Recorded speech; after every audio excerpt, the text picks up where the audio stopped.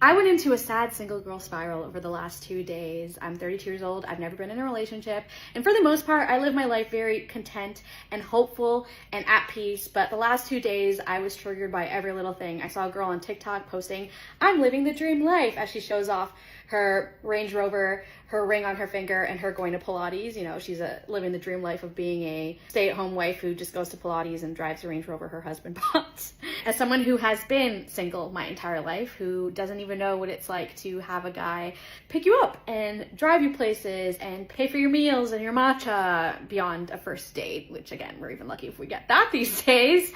I just got to a point where I'm like, I am just tired of providing for myself. And it's always been easier to be a strong, independent woman when things are going well financially. But I am in a current season where I don't even know how I'm going to pay my rent in a couple months. And obviously things like that trigger me, where I'm like, man, if only I had someone to pay half of the rent with. Especially I'm in a building that 80% of the people here live with a significant other, because the rent can be kind of high for LA. Honestly, to live on your own in LA it takes a lot. Anyways, I was in my feels and I was like, okay, God, I know that I'm in this season for a reason. There's a greater purpose behind it, but sometimes it sucks and it feels unfair, and it just feels sucky that this is my cross to bear, that like my singleness is being used for a greater purpose, for perhaps even this account and the Hopeful Romantics Club, and to help others feel seen and heard who are in a similar season. But again, after 32 years, I'm like, but when is it going to be my turn to be taken care of and provided for,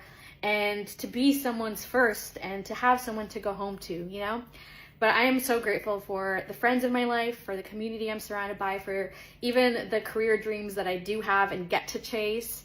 But I just, want to be real about how sometimes it does suck being single, and the waiting can be really hard. But I know there's a light at the end of the tunnel.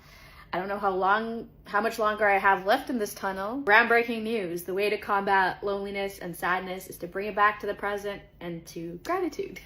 But just know that we're in the trenches together, and sometimes the trenches truly suck.